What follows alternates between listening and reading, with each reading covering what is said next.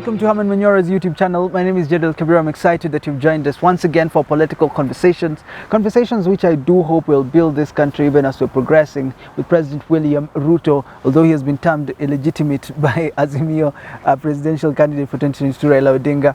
I want to start with what was happening at Magoha's burial, and you could see a different Raila. He came in with the Luo traditional wear, and he went there mourning. Magoha says that is how a giant needs to be mourned in the Luo community. What image did you get from him? Well, it was just a Luo leader mourning a Luo giants. Yeah, as it should be. Someone sent me a text when that was going on and said, this man Raila has 9 lives. He's a new energized Raila. Okay. And that's why I keep advising people. Don't try to write off Raila. Even this 2027 can come at a time Raila is so strong that you may not consider any other person for president other than him. Our conversation in 2027. Yeah, it's possible. A conversation for today. I want us to speak about from where Uhuru, the former president, was speaking, saying this man who's laying here, this is what he did for this country. Speaking about education, NEC, when it comes to transition into high school from primary school, saying everyone should emulate him. I want us to speak about this Raila's move, trying to deal with President Ruto, and when it comes to taxation, saying the burden is too heavy on the people. And Uhuru says everyone should work as how Magoha was working before. What is different now? I think the problem with the current administration, maybe we are being too harsh for them, maybe they'll need some little time, is refusing to get out of the campaign period. Mainstreaming politics instead of doing the work for which they were elected, if they were elected. They are talking about legitimacy. Yeah. I choose to see Ruto as the president, and therefore I would think he should be running government as president. You see a lot of concentration on what people could call sideshows, on what the opposition is doing, on how elections went, on the people who mess the economy, not on solving the issues. I keep referring to the new British Prime Minister, this guy with the connections in Kenya, the Asian chap. Yeah. He says he was under no illusion about the work he was taking. The economy was taking a beating. The British people are going through a very hard time. But it was his singular duty and the responsibility and the purpose to right what was wrong. To work for the people of the UK. He didn't mention about people who had messed the economy. So I see this government over-concentrating on that which they should forget, and move on. So when you juxtapose the two administrations, the one that was there before and this one, would you say the one that was there before worked better? Because actually some would blame it for the high cost of living we have now, and people were expecting Ruto to deal with it, but still we are not seeing any progress. So are they the same, or what is happening? I'm on record as saying the Uhuru government was lackluster. The Uhuru government didn't do the many things they should have done to improve the economy, to ease the burden of living on Kenyans, to bring down the cost of essential commodities. I'm also on record as having asked Uhuru what was wrong with him in terms of the ministers. Some of the most useless ministers this country had were in the Uhuru government. Okay. And even when they messed so much, I kept wondering and asking, why was this so difficult for Uhuru to remove those people? And even when finally he had the guts to remove 1 or 2, he still gave them other jobs. Yeah. But now, compared to what we have now, the Uhuru government is a government of geniuses. This now is, we don't have, the president has refused to appoint people. He's bringing the worst you can collect from any corner of the country. This is common knowledge, everybody knows it. The president seems to be competing with common sense and what is right. It is one thing to help your people, even if they are having cases. You can maneuver and have them, because the president has those powers. You can have them released, officially and unofficially. But to release them and then bring them on top of things in government, to get people very questionable qualifications, obviously questionable, of dubious records. Somebody, by his own admission during voting, he had 35 cases. People with rape cases, murder cases. This government is, I can't understand. Maybe there's something I'm not seeing. Because that is, you know, when you are in power, you see things others like Manyora may not be seeing because they are not in power. It's like you are a Ruto, you are in power. There are things Ruto is seeing we may not be seeing. But surely, the people he's putting into places of leadership in this country, But what is the difficult thing? Why is it so difficult to fix the economy, some would ask, from Uhuru's time to Ruto's time now? Why is it so difficult? Because Ruto says we need to pay taxes to deal with the borrowing spree that was there and the debt burden we have in the country. Why is it so difficult for us to get to a place where an ordinary mwananchi can have lunch, can have breakfast, can have supper every day? Simple. No leadership that has taken over in this country has taken over to work for the people. None. Not Kenyatta 1, not Kenyatta 2, not Kibaki, and not Ruto. None of them has ever gone to State House with the express intention of making life better for the people of this country. And certainly none of them has had a vision for the country. Certainly. Certainly, none of them. Because a vision is some form of knowledge, which then leads to commitment. Okay. And when you are committed, you can even take risks. Here the risk is of facing the IMF and the World Bank and tell them, stop. You have that courage because of the commitment. You look at these thieves in this country and tell them you have stolen enough. So, wacha nifanyie wananchi kazi. Ile mmeiba kuleni. Let me hold you there at IMF, because some would argue it's IMF that helped these small developing countries by giving them loans to develop the country. Why is it that bad when you speak about IMF? IMF has never helped any country. In fact, all IMF solutions have sent countries into chaos, into financial chaos. From the time you can even look at structural adjustment programs, they have never worked in any country. Okay. All solutions from IMF. Look at this country, for example. You get power at a time when the price of essential goods like fuel, essential commodities like maize flour, unga, staple food for the Kenyan public people, and a host of other power like electricity, which you need to bring down, not just for the consumption of, for use by ordinary people, but by also industrial purpose, for industrial purposes. IMF beckons you and says, look here, no subsidies on this, no subsidies on this, increase taxes. Can that be a good partner? And if you are looking for why Ruto, for example, may not be doing that, what he needs to do to ease the cost of living, look no further than IMF. Okay. That's where you must start. Because if you make Manyora president today, I'll look IMF in the eyes and tell them, you are very good people, we can be partners. But my people will not die as I listen to you. So what I'm going to do, I'm going to remove certain taxes and levies on oil, on fuel, so that petrol in this country, which is now currently at about 180 or thereabout, should come to 120, 130. Yeah.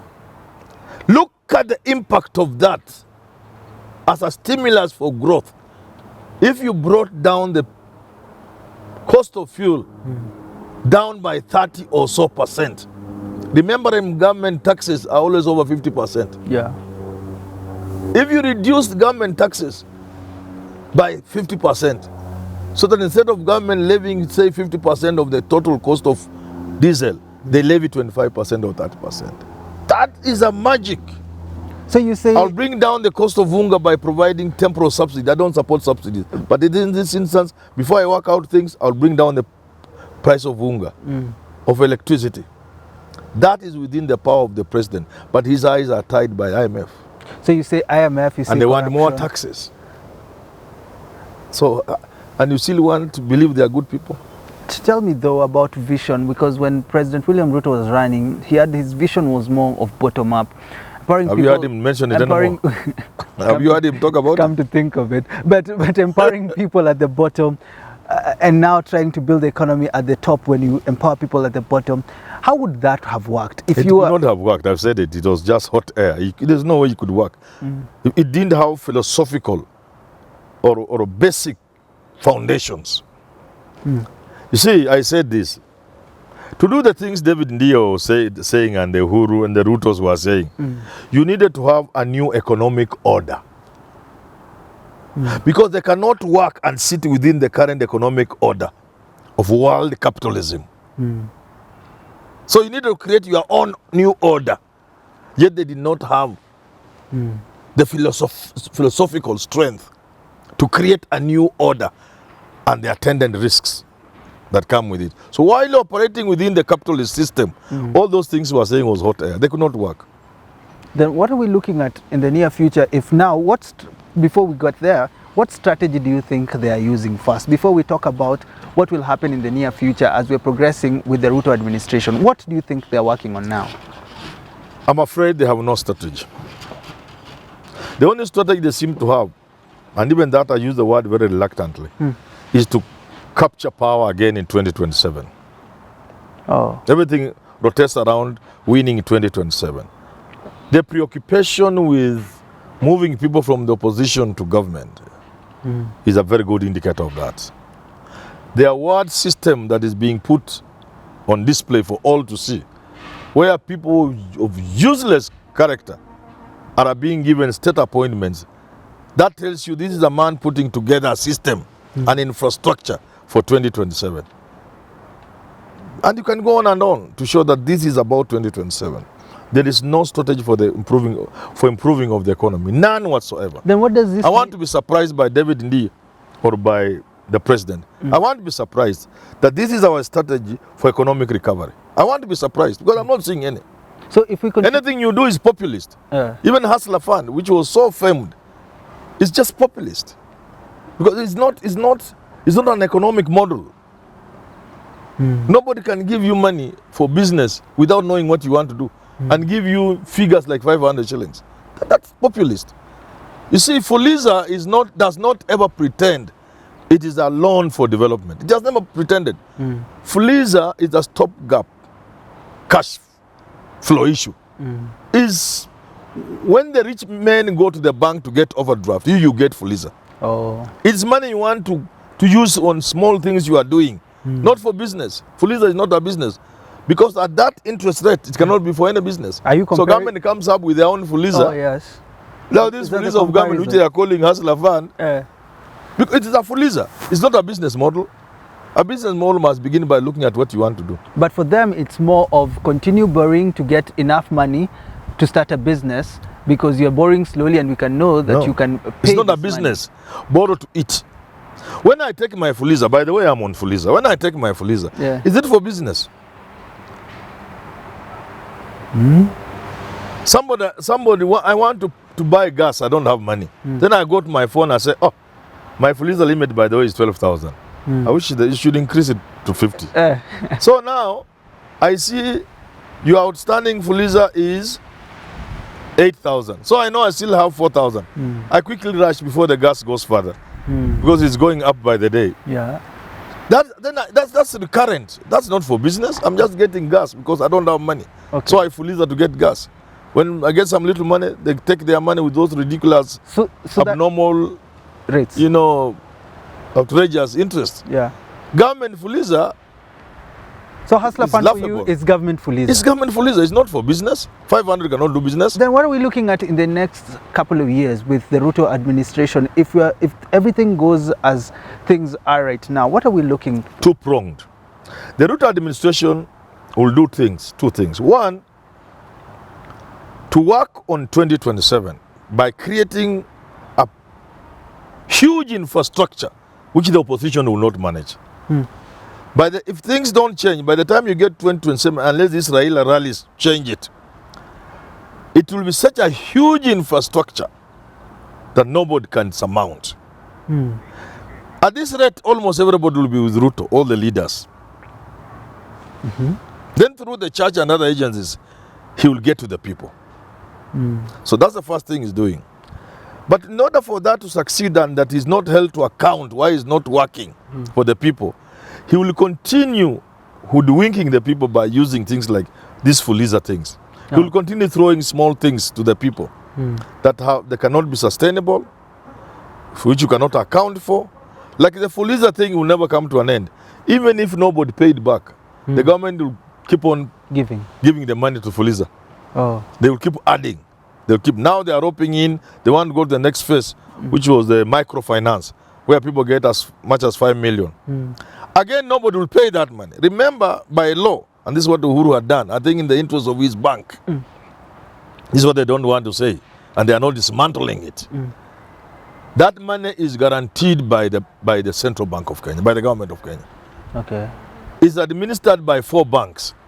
Whether Ruto will distort that to bring in his bank or not.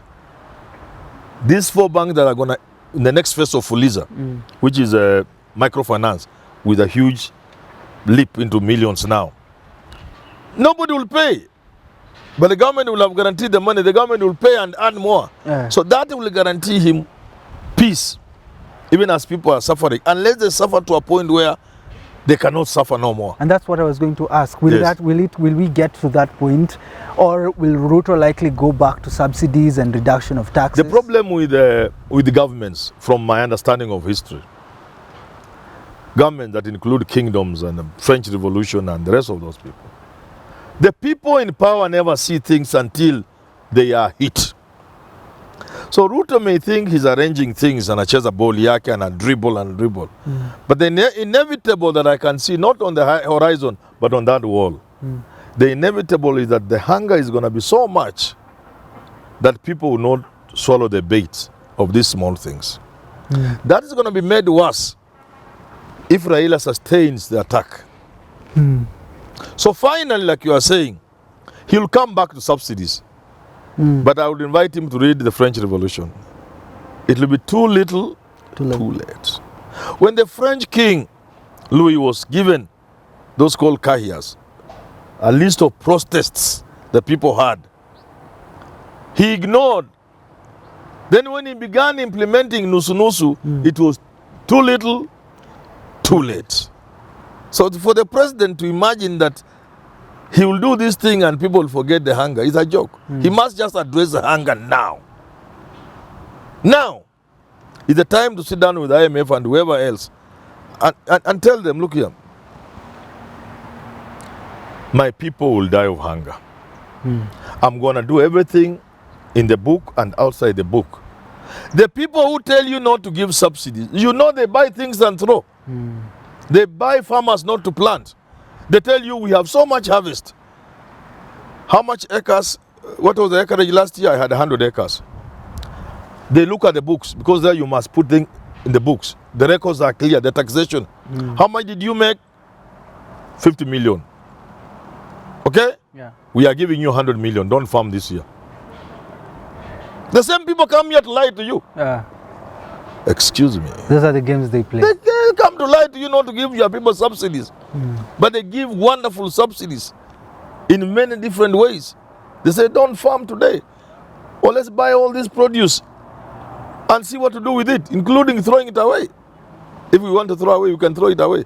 So to control the market. So we need to have that conversation. We need to have a conversation as in terms of what the president needs to have a conversation with himself is it really sustainable that this cost of living will go on unchecked? Is it sustainable? The answer is no. Is it not going to be more difficult when Raila steps in, as he's doing, asking people, painting the picture of what's really going on? So what I need to do as the president is to sit down, do something on the political scene, which I've always advised, and he can ignore, of talking to Raila. He can ignore if he chooses. What he can't ignore, however, is to navigate this thing of cost of living. That he can't ignore. Because when the people get too hungry, they will listen to Raila very much, and including your own people. And the people on the mountain will be the first to desert you. You know, they were made to believe their problems were associated with Uhuru Kenyatta. And now they will be told, you see, it's now this guy is more than Uhuru Kenyatta. Of course, we don't want it to be a little too little, too late until we do have these conversations again. Thank you so much for tuning in. My name is Jadal Cabrera. Have yourself a lovely rest of your day.